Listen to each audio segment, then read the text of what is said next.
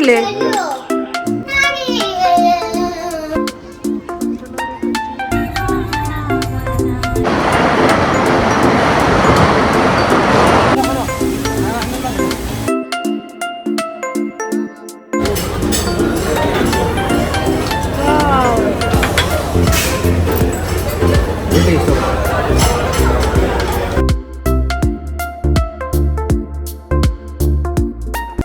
Hello, അസ്സലാമു അലൈക്കും. Welcome back to my channel. അപ്പോൾ പുതിയൊരു വ്ളോഗിലേക്ക് എല്ലാവർക്കും സ്വാഗതം.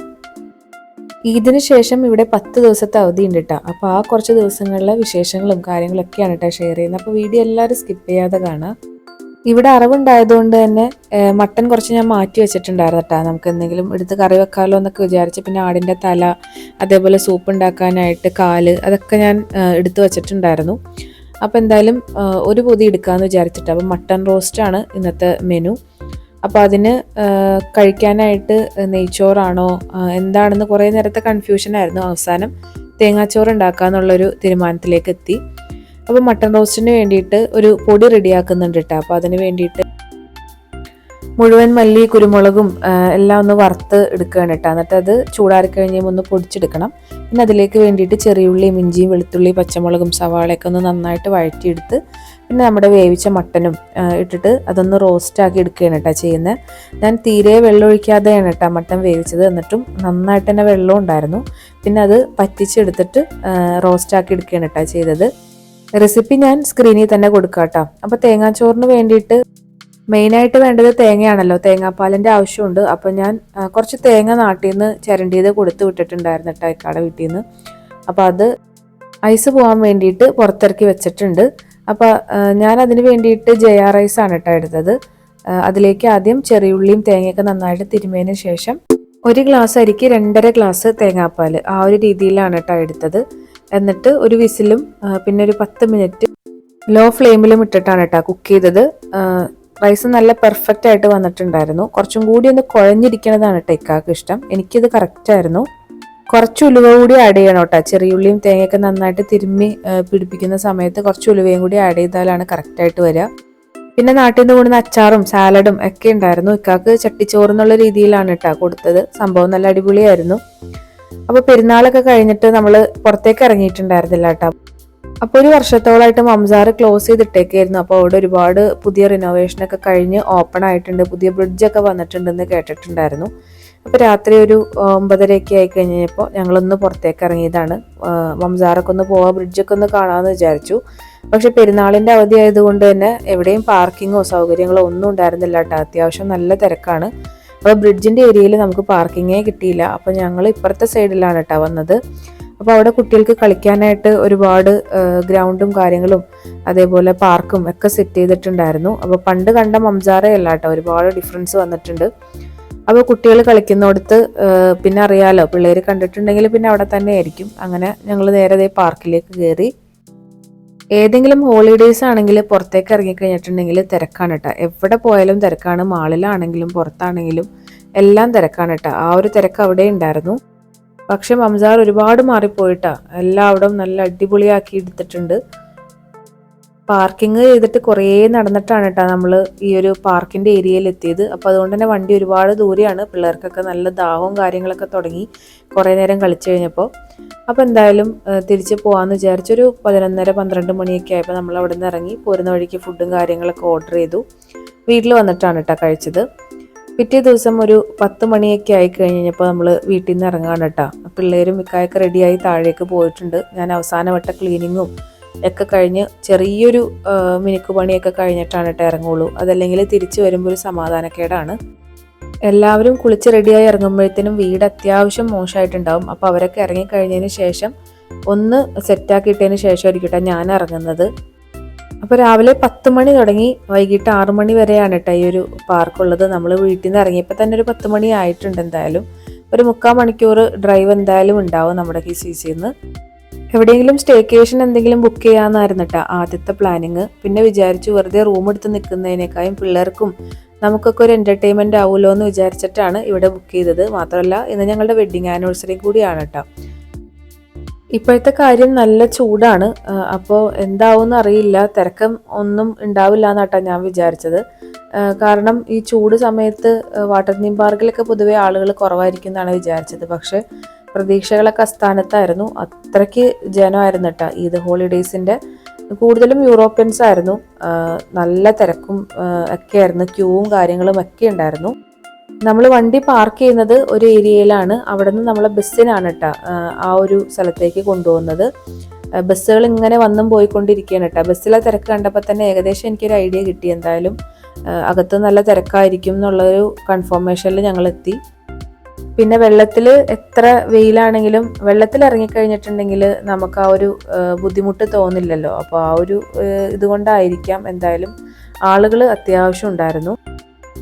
പിന്നെ നമ്മൾ ലൈറ്റായിട്ട് വീട്ടിൽ നിന്ന് തന്നെ ഫുഡ് കഴിച്ചിട്ടാണ് കേട്ടോ ഇറങ്ങിയത്. മാത്രമല്ല പോരുന്ന വഴിക്ക് നമ്മൾ ബർഗർ, സാൻഡ്വിച്ച് അങ്ങനത്തെ കുറേ സാധനങ്ങളും സ്നാക്സും ഒക്കെ വാങ്ങി എടുത്തു വച്ചിട്ടുണ്ടായിരുന്നു. കാരണം ഇവിടെ നമ്മൾ വാട്ടർ തീം പാർക്ക് ആയതുകൊണ്ട് തന്നെ ഇടയ്ക്ക് പോയി ഫുഡ് കഴിക്കലൊന്നും പ്രാക്ടിക്കലല്ല.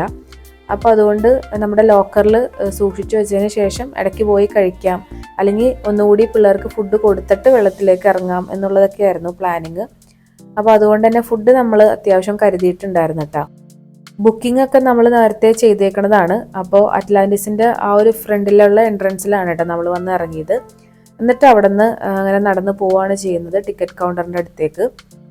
ആസിമിനും ഹാറൂനും ഞങ്ങൾ ഹാഫ് പ്രൈസിലായിരുന്നു കേട്ടോ ബുക്ക് ചെയ്തിരുന്നത്. അങ്ങനെ ഹൈറ്റ് നോക്കിക്കഴിഞ്ഞ് കഴിഞ്ഞപ്പോൾ ഹാറൂന് 1.2 മീറ്ററിനേക്കായി കുറച്ചും കൂടി ഹൈറ്റ് ഉള്ളതുകൊണ്ട് അവന് അഡൽറ്റിൻ്റെ ടിക്കറ്റ് തന്നെ എടുക്കേണ്ടി വന്നു. അപ്പോൾ അതുകൊണ്ട് ഞങ്ങൾക്ക് കുറച്ച് നേരം കൂടി വെയിറ്റ് ചെയ്യേണ്ടി വന്നിട്ടാണ്. അപ്പോൾ അതുകൊണ്ട് ഞങ്ങൾ ടിക്കറ്റ് കൗണ്ടറിൽ വെയിറ്റ് ചെയ്ത് ടിക്കറ്റും കാര്യങ്ങളൊക്കെ എടുത്ത് അകത്തേക്ക് പോയി ലോക്കറൊക്കെ എടുത്ത് ഡ്രസ്സും കാര്യങ്ങളൊക്കെ അതിൽ വെച്ച് എല്ലാവരും ഡ്രസ്സ് ചേഞ്ച് ചെയ്ത് എന്നിട്ട് നമ്മൾ പുറത്തേക്ക് ഇറങ്ങാൻ കേട്ടോ ചെയ്തത്. വീട്ടിൽ നിന്ന് ചെറിയൊരു ദോശ കഴിച്ചിട്ടുണ്ടായിരുന്നുള്ളൂ കേട്ടോ. അപ്പോൾ അതുകൊണ്ട് പിള്ളേർക്കൊക്കെ വിശന്ന് തുടങ്ങി. അപ്പോൾ വെള്ളത്തിലേക്ക് ഇറങ്ങിയാൽ കൂടുതൽ വിശക്കും. അപ്പോൾ അതുകൊണ്ട് തന്നെ ഡ്രസ്സ് മാറി ഇറങ്ങി നമ്മൾ അവിടെ തന്നെ ഇരുന്ന് ഫുഡൊക്കെ കഴിച്ചിട്ടാണ് കേട്ടോ പിന്നെ വെള്ളത്തിലേക്ക് ഇറങ്ങിയത്. ആദ്യം തന്നെ വലിയൊരു പൂളുണ്ടായിരുന്നു, അവിടെ നിന്നാണ് സ്റ്റാർട്ട് ചെയ്തത്. പിന്നെ അവിടെ നിന്ന് ഓരോ സ്ഥലത്തേക്ക് പോയിട്ട് ഹംദാനും ഹാറൂനും പല സ്ഥലങ്ങളിലേക്കായിട്ടാണ് പോക്ക്. പിന്നെ അവരെ കാണാനേ ഉണ്ടായിരുന്നില്ല. പിന്നെ നമ്മളെല്ലാവരും ഫോൺ എടുത്തിട്ടുണ്ടായിരുന്നില്ല, ഐക്കാടെ ഫോൺ മാത്രമാണ് കേട്ടോ കയ്യിലുണ്ടായിരുന്നുള്ളൂ. പിന്നെ അതാണെങ്കിലും വാട്ടർ പ്രൂഫ് വേണമല്ലോ, നമ്മൾ വീഡിയോസും കാര്യങ്ങളൊക്കെ എടുക്കുകയാണ്, കയ്യിലെപ്പോഴും ഫോണും വേണം. അതേപോലെ നമ്മൾ ഓരോ റൈഡുകളിലും കയറുന്നത് കൊണ്ട് തന്നെ വാട്ടർ പ്രൂഫിന് വേണ്ടിയിട്ടുള്ളൊരു കവറ് സെപ്പറേറ്റ് ഇവിടുന്ന് വാങ്ങിയിട്ട് അതിൽ സൂക്ഷിച്ചിട്ട് നമ്മൾ കഴുത്തിലിടുകയാണ് കേട്ടോ ചെയ്തത്. എൻ്റെ ഫോണും കാര്യങ്ങളൊക്കെ ഞാൻ ലോക്കറിൽ തന്നെയാണ് വെച്ചത്. അത്യാവശ്യം തിരക്കുള്ളത് കൊണ്ട് തന്നെ ഓരോ റൈഡിലും ഒരു അരമണിക്കൂറിൽ കൂടുതൽ ക്യൂ നിൽക്കണം കേട്ടോ. പക്ഷെ പെട്ടെന്ന് തന്നെ ക്യൂ കഴിഞ്ഞ് നമുക്ക് കയറാൻ വേണ്ടിയിട്ട് പറ്റും. അപ്പോൾ ഹാസിം ഉള്ളതുകൊണ്ട് എല്ലാ റൈഡ്സിലും കയറുക എന്നുള്ളത് പോസിബിൾ അല്ല കേട്ടോ. അതല്ലെങ്കിൽ പിന്നെ നമ്മൾ രണ്ട് സെറ്റായിട്ട് മാറും. അപ്പോൾ കുറേ നേരം ഇക്ക ഹാസിമിനെയും കൊണ്ട് നടന്ന സമയത്ത് ഞാൻ ഓരോ റൈഡുകളിലൊക്കെ പോയി കയറി. പിന്നെ ഞാൻ ഹാസിമിനെ നോക്കുന്ന സമയത്ത് ഇക്ക പോവും, അങ്ങനെയാണ് ചെയ്തത്. അങ്ങനെ റൈഡുകളിലൊക്കെ പോയി വന്നതിന് ശേഷം ഞങ്ങൾ ഒരു ട്യൂബ് എടുത്തിട്ട് കറങ്ങാൻ തുടങ്ങിയിട്ടാ. ഇവിടെ നമ്മൾ ഏതെങ്കിലും ഒരു പൂളിൽ വന്നിട്ടുണ്ടെങ്കിൽ അവിടെ നിന്ന് ഫുള്ള് കണക്റ്റഡ് ആണ് കേട്ടോ. നമുക്ക് പല പൂളുകളിലേക്ക് പോകാൻ പറ്റും. ഇതിൻ്റെ ഇടയിൽ ഒരുപാട് അഡ്വഞ്ചർ ആയിട്ടുള്ള സ്ഥലങ്ങളിലൂടെയൊക്കെ നമുക്ക് പോകാൻ വേണ്ടിയിട്ട് പറ്റും കേട്ടോ. അപ്പോൾ അതുകൊണ്ട് തന്നെ റൈഡ്സിൽ കയറിയാലും ഇല്ലെങ്കിലും സാധാരണ ഒരു പൂളിൽ കൂടെ പോയാൽ പോലും നമുക്ക് നന്നായിട്ട് തന്നെ എൻജോയ് ചെയ്യാൻ പറ്റും. ആദ്യം ചെന്ന സമയത്ത് നമുക്ക് വലിയ ഐഡിയ ഒന്നും ഉണ്ടായിരുന്നില്ല കേട്ടോ. പിന്നെ നമുക്ക് ഓരോ സ്ഥലങ്ങളും എവിടെയാണെന്നുള്ള ഒരു ഐഡിയ കിട്ടും. അപ്പോൾ അതനുസരിച്ച് നമ്മൾ പിള്ളേരായിട്ട് കണക്ട് ചെയ്യുകയാണ് ചെയ്തത്. പിന്നെ നമുക്ക് ഗസ്റ്റ് സർവീസ് എന്ന് പറഞ്ഞിട്ടുള്ളൊരു റൂം അവൈലബിൾ ആണ് പല സ്ഥലങ്ങളിലായിട്ട്. അവിടെ നിന്ന് നമുക്ക് കോൾ ചെയ്യാൻ വേണ്ടിയിട്ട് പറ്റും. അപ്പോൾ മക്കൾ എവിടെയാണെന്നുള്ളത് അവർ അവിടെ നിന്ന് തന്നെ ഇക്കാടെ ഫോണിലേക്ക് വിളിച്ചിട്ട് അതനുസരിച്ച് നമ്മൾ മീറ്റ് ചെയ്യാണ് കേട്ടോ ചെയ്തുകൊണ്ടിരുന്നത്. റൈഡുകളുടെ ഒരു ലോകം തന്നെയാണ് കേട്ടോ. നമ്മൾ സ്ഥിരമായിട്ട് കണ്ടുവരുന്ന വാട്ടർ തീം പാർക്കിനെ വെച്ച് നോക്കുമ്പോൾ ഇതിലെ എല്ലാ റൈഡുകളും നമുക്ക് അത്യാവശ്യം പേടിക്കാനുണ്ടാവും കേട്ടോ. നോർമലായിട്ടുള്ള ഒരു റൈഡ് പോലും ഇല്ല. അത് കഴിഞ്ഞ് ഞാൻ വെറുതെ ഒന്ന് നടക്കാൻ വേണ്ടിയിട്ട് ഇറങ്ങിയതാണ് കേട്ടോ. അപ്പോൾ എല്ലാവരും റൈഡുകളിൽ കയറുന്നുണ്ട് എന്നുള്ളതാണ് കേട്ടോ ഞാൻ വിചാരിച്ചുകൊണ്ടിരുന്നത്. പക്ഷേ ബീച്ച് സൈഡിൽ കുറേ പേര് ഫുട്ബോൾ കളിക്കുന്നുണ്ട്, കുറേ പേര് വെറുതെ ഇരുന്ന് പേപ്പർ വായിക്കുന്നുണ്ട്, വെറുതെ ബുക്ക് വായിച്ചിരിക്കുന്നവരുണ്ട്. ഈ ഒരു ഏരിയ എൻജോയ് ചെയ്യാൻ വേണ്ടി മാത്രം വരുന്നവരുണ്ട് കേട്ടോ. ഒരു 3/4 ഭാഗവും യൂറോപ്യൻസ് ആയിരുന്നു. ദുബായിലെ ചൂട് കാലാവസ്ഥ അറിയാലോ, പക്ഷെ നമ്മൾ വെള്ളത്തിലേക്ക് ഇറങ്ങിക്കഴിഞ്ഞ് കഴിയുമ്പോൾ നമുക്ക് ആ ഒരു എഫക്റ്റ് തീരെ ഉണ്ടാവില്ല കേട്ടോ. പിന്നെ നമ്മൾ ശ്രദ്ധിക്കേണ്ട കാര്യം, നടക്കുന്ന സ്ഥലങ്ങളെല്ലാം നല്ല ചൂടായിട്ടായിരിക്കും ഇരിക്കുന്നത്. അപ്പോൾ ഗസ്റ്റ് സർവീസ് റൂമുകളിൽ നമുക്ക് ഫ്രീ സോക്സുകൾ അവൈലബിൾ ആണ്. എല്ലാവരും ചെരുപ്പ് എടുത്തിട്ടുണ്ടായിരുന്നു കേട്ടോ. ഞാൻ മാത്രം ഷൂ ഇട്ടിട്ടാണ് വന്നത്. അപ്പോൾ അതുകൊണ്ട് തന്നെ സോക്സ് ഞാൻ പോയി വാങ്ങിച്ചിട്ടുണ്ടായിരുന്നു. സോക്സ് ഇട്ടാലും ചില സ്ഥലങ്ങളിൽ അത്രയ്ക്ക് ചൂടായിരിക്കും കേട്ടോ. ടൈല് നല്ല ചുട്ട് പഴുത്തിരിക്കുന്ന ടൈലായിരിക്കും. പിന്നെ എല്ലാ സ്ഥലത്തും വെള്ളം ഉള്ളതുകൊണ്ട് വലിയ കുഴപ്പമില്ല. ഇതാണ് കേട്ടോ ഞാൻ പറഞ്ഞ കണക്റ്റഡ് ആയിട്ടുള്ള പൂള്. നമ്മൾ ഒരു സ്ഥലത്തു നിന്ന് ഇങ്ങനെ അടുത്ത പൂളുകളിലേക്ക് ഇങ്ങനെ കണക്ട് ചെയ്ത് പോകും. ഭയങ്കര അഡ്വഞ്ചർ ആയിട്ടായിരിക്കും കേട്ടോ പോകുന്നത്. ആദ്യമൊക്കെ ഹാസിമ ഭയങ്കര ബഹളമായിരുന്നു, പേടിയാന്ന് പറഞ്ഞിട്ട്. പിന്നെ ആളത് ഓക്കെ ആയി, ആൾ എൻജോയ് ചെയ്യാൻ തുടങ്ങി. പിന്നെ ഞാൻ കൊണ്ടുപോയാലും ഒന്നും പറയാതെ അങ്ങനെ ഇരിക്കും കേട്ടോ. നമ്മൾ രണ്ടുപേരും ഒരു ട്യൂബിൽ തന്നെ ആയിരിക്കും. അങ്ങനെ നമ്മുടെ അടിപൊളി ഒരു അഡ്വഞ്ചർ ട്രിപ്പും കാര്യങ്ങളൊക്കെ കഴിഞ്ഞ് നമ്മൾ അവിടെ നിന്ന് ഇറങ്ങുകയാണ് കേട്ടോ. പിന്നെ നമ്മൾ ഡ്രസ്സ് മാറാൻ ലോക്കർ ക്യൂ നിൽക്കാന്നൊക്കെ പറഞ്ഞിട്ടുണ്ടെങ്കിൽ ശരിക്കും വീഗാലാൻഡൊക്കെ പോലെ തന്നെ കേട്ടോ. അവിടെ നല്ല തിരക്കായിരുന്നു. ഒരു 5:30 മണിയൊക്കെ ആയി കഴിയുമ്പോൾ തന്നെ ക്ലോസിങ് ടൈം ആവും. അപ്പോൾ എല്ലാവരും വെയിറ്റ് ചെയ്ത് നിൽക്കുന്നത് കാണാം കേട്ടോ. നമ്മൾ വന്ന് കൊണ്ടുപോകാൻ വേണ്ടിയിട്ട് വണ്ടികളുണ്ടാവും. ഡ്രസ്സൊക്കെ ചേഞ്ച് ചെയ്യുന്ന സമയത്ത് ഹാസിമ നല്ല ഉറക്കമായിരുന്നു കേട്ടോ. അങ്ങനെ ഹംദാൻ ഹാസിമിനെ നോക്കിയിരുന്ന സമയം കൊണ്ട് തന്നെ ഞങ്ങൾ 3 പേരും റെഡി ആയിട്ട് വന്നു. പിന്നെ ഹംദാൻ പോയി റെഡിയായി. അങ്ങനെ നമ്മൾ അവിടെ നിന്ന് ഇറങ്ങാണ് കേട്ടോ. ഇതിൽ സങ്കടകരമായൊരു കാര്യം, ഹംദാൻ്റെയും ഹാറൂൻ്റെയും നല്ല ഒരു ഗ്ലാസ് മിസ്സിങ് ആയിട്ടുണ്ടായിരുന്നു. അങ്ങനെ നമ്മൾ ലോസ്റ്റ് ആൻഡ് ഫൗണ്ടിൽ പോയി അത് ഇൻഫോം ചെയ്തതിന് ശേഷം പുറത്തേക്ക് ഇറങ്ങിയപ്പോഴാണ് നമ്മളുടെ ലോസ്റ്റ് ആൻഡ് വേൾഡ് അക്വേറിയം കൂടി ഈ ഒരു പാക്കേജിൽ ഇൻക്ലൂഡഡ് ആണെന്നുള്ളത് ഓർത്തത്. സത്യം പറഞ്ഞാൽ ഞങ്ങൾ മറന്നിരിക്കുകയായിരുന്നു കേട്ടോ. അപ്പോൾ അതിൻ്റെ ഫ്രണ്ടിൽ നിന്നപ്പോഴാണ് ആളുകൾ അതിൽ കയറുന്നുണ്ട്. ഞങ്ങൾ കുറച്ച് ലേറ്റ് ആയിട്ടാണ് അവിടെ നിന്ന് ഇറങ്ങാനായിട്ട്. ഡ്രസ്സൊക്കെ ചേഞ്ച് ചെയ്യുന്ന സ്ഥലത്തൊക്കെ നല്ല ക്യൂ ആയിരുന്നു കേട്ടോ. നമ്മൾ ഒരുപാട് നേരം വെയിറ്റ് ചെയ്യേണ്ട വന്നു. അപ്പോൾ അതുകൊണ്ട് തന്നെ കുറച്ച് വൈകിയാണ് ഇവിടെ എത്തിയത്. എന്നാലും ഇത് മിസ്സാവാതെ കാണാൻ പറ്റിയതിൽ ഭയങ്കര ഭാഗ്യം. കാരണം അത്രയും ഭംഗിയായിരുന്നു കേട്ടോ ഇതിൻ്റെ അകത്ത് ഉള്ള അറേഞ്ച്മെൻറ്റ്സും കാര്യങ്ങളും. ഫിഷൊക്കെ ആണെങ്കിലും ഭയങ്കര രസമായിരുന്നു അതിൻ്റെ അകത്ത്. ഞങ്ങളുടെ കൂട്ടത്തിൽ ഏറ്റവും എക്സൈറ്റ്മെൻറ്റ് ഹാസിമാണ് കേട്ടോ. ഓരോ മീനിനെ കാണുമ്പോഴും മൂപ്പര് സ്റ്റക്കായിട്ട് നിൽക്കും. കാരണം ഇഷ്ടംപോലെ അവിടെയും കണ്ടതാണ്, അറ്റ്ലാന്റിസിൻ്റെ അവിടെയും ഒരുപാട് അക്വേറിയം കാര്യങ്ങളും ഒക്കെ ഉണ്ടായിരുന്നതാണ്. എന്നാലും മൂപ്പർക്ക് ഫിഷിനെ കാണുക, പൂച്ചേനെ കാണുക, മുയലിനെ കാണുക എന്നൊക്കെ പറഞ്ഞിട്ടുണ്ടെങ്കിൽ ഭയങ്കര ഒരു എക്സൈറ്റ്മെൻ്റ് ആണ്. ഓരോ ഫിഷിനെയും വിളിച്ച് കാണിക്കും. അതേപോലെ കളറുള്ള ഫിഷുകളാണെങ്കിൽ കുറേ നേരം ആൾ സ്റ്റക്കടിച്ച് നിൽക്കും. പിന്നെ തെരണ്ടീനെയൊക്കെ കണ്ടിട്ടുണ്ടെങ്കിൽ ചെറിയൊരു പേടിയാണ് കേട്ടോ. അപ്പോൾ ഇവിടെ കാണാത്ത ഒരുപാട് വെറൈറ്റി ഐറ്റംസ് ഉണ്ടായിരുന്നു, വെറൈറ്റി ഫിഷുകൾ ഉണ്ടായിരുന്നു. അങ്ങനെ നമ്മൾ പല പല റൂമുകളിൽ നിന്ന് അടുത്ത റൂമുകളിലേക്ക് വന്ന് അറ്റ് ദ എൻഡിൽ നമുക്ക് ഒരു വലിയൊരു ഷോ ഇവർ അറേഞ്ച് ചെയ്തിട്ടുണ്ടാവും കേട്ടോ. ഒരു 15 മിനിറ്റിൻ്റെ ഒരു ഷോ ആയിരിക്കും. അതും കൂടി കണ്ടിട്ടാണ് നമ്മൾ ഇവിടെ നിന്ന് ഇറങ്ങുക. നമ്മൾ ഏറ്റവും ഇൻട്രസ്റ്റ് ആയിട്ട് തോന്നിയ കാര്യം ലോബ്സ്റ്ററുകളാണ് കേട്ടോ. ഇവിടെ ഒരു വലിയൊരു കൂടിൻ്റെ അകത്ത് നിറയെ ലോബ്സ്റ്ററുകൾ കാണാൻ വേണ്ടിയിട്ട് പറ്റിയിട്ടുണ്ടായിരുന്നു. അതേപോലെ 150 കിലോ ഉള്ള വലിയൊരു ഫിഷിനെ കണ്ടിട്ടുണ്ടായിരുന്നു കേട്ടോ. അത് അവിടെ എഴുതി വെച്ചിട്ടുണ്ടായിരുന്നു. അത്രയും വലുതായിരുന്നു കേട്ടോ ആ ഒരു ഫിഷ്. 150 കിലോ എന്ന് പറയുമ്പോൾ തന്നെ നമുക്ക് ഊഹിക്കാമല്ലോ അതിൻ്റെ ഒരു സൈസ്. അപ്പോൾ പിള്ളേരെന്തായാലും കണ്ടിട്ട് എൻജോയ് ചെയ്തിട്ടുണ്ടായിരുന്നു. ഇത് ഒറിജിനൽ അല്ല കേട്ടോ. മോളിൽ ഇങ്ങനൊരു സംഭവം കണ്ടത് ഹാസിമ കാണിച്ചു തന്നപ്പോഴാണ്. നമ്മൾ കടലിൻ്റെ അടിയിലൊക്കെ എങ്ങനെയായിരിക്കും അതേപോലത്തെ ഒരു വ്യൂ ആണ് കേട്ടോ. ദുബായ് മോളിൻ്റെ അകത്തൊക്കെ ഉണ്ട് ഈ ഒരു അക്വേറിയം കാര്യങ്ങളും. പക്ഷേ ഇത് അതുക്കും മേലെ ആയിരുന്നു കേട്ടോ. ഓരോ സ്ഥലവും അവർ അതിനനുസരിച്ചുള്ള അറേഞ്ച്മെൻറ്റ്സും കാര്യങ്ങളൊക്കെ ആയിട്ട് ഭയങ്കര ഭംഗിയായിട്ട് സെറ്റ് ചെയ്തിട്ടുണ്ടായിരുന്നു. അങ്ങനെ നിൽക്കുന്ന സമയത്താണ് കേട്ടോ ആ ഒരു 150 കിലോ വെയിറ്റുള്ള ആ ഒരു മീനിനെ കണ്ടത്. ഈ പോകുന്നതാണ് ആള്. അതവിടെ എഴുതി വെച്ചത് കൊണ്ടാണ് കേട്ടോ നമുക്കത് മനസ്സിലായത്. നമ്മൾ വാട്ടർ തീം പാർക്കിൽ കയറുന്ന സമയത്ത് ഫുഡ് കഴിച്ചതാണ് കേട്ടോ. പിന്നെ ഇടയ്ക്ക് ഐസ്ക്രീം അങ്ങനത്തെ കാര്യങ്ങളൊക്കെ കഴിച്ചിട്ടുണ്ടായിരുന്നുള്ളൂ. പിന്നെ നമ്മൾ സാൻഡ്വിച്ചും കാര്യങ്ങളൊക്കെ കഴിച്ച് തീർത്തിട്ടുണ്ടായിരുന്നെങ്കിലും എല്ലാവർക്കും നല്ല വിശപ്പുണ്ടായിരുന്നു കേട്ടോ. കാരണം അത്യാവശ്യം വെള്ളത്തിലായതുകൊണ്ട് തന്നെ നല്ല പണിയാണല്ലോ, നല്ല അധ്വാനമുള്ള പണിയാണല്ലോ ഈ ഒരു വെള്ളത്തിൽ കളിക്കുക. അങ്ങനെ നമ്മൾ ഇവിടുന്ന് ഇറങ്ങുമ്പോൾ തന്നെ നല്ലൊരു റെസ്റ്റോറൻറ്റ് ഉണ്ട് കേട്ടോ. അപ്പോൾ അവിടെ നിന്ന് ഫുഡ് കഴിക്കാന്നുള്ളൊരു പ്ലാനിങ്ങിൽ ആണ് കേട്ടോ ഇവിടുന്ന് ഇറങ്ങുന്നത്. പക്ഷേ ഈ ഒരു ഹാളിൻ്റെ പുറത്തേക്കും നമുക്ക് ഒരുപാട് കാണാനൊക്കെ ഉണ്ടായിരുന്നു. അപ്പോൾ അതൊക്കെ കഴിഞ്ഞിട്ടാണ് നമ്മളിവിടുന്ന് ഒരു 9:30-10 മണിയൊക്കെ ആയി കഴിഞ്ഞപ്പോഴാണ് കേട്ടോ നമ്മളിവിടുന്ന് ഇറങ്ങിയത്. അപ്പോൾ ഈ ഒരു റൂമിലും നമുക്ക് ഇരിക്കാനൊക്കെ ഉള്ള ഒരു ചെറിയ അറേഞ്ച്മെൻറ്റ്സും കാര്യങ്ങളൊക്കെ ചെയ്തിട്ടുണ്ടായിരുന്നു കേട്ടോ. ഭയങ്കര ഭംഗിയായിരുന്നു കേട്ടോ കാണാനായിട്ട്. അത്യാവശ്യം ആളും ഉണ്ടായിരുന്നു.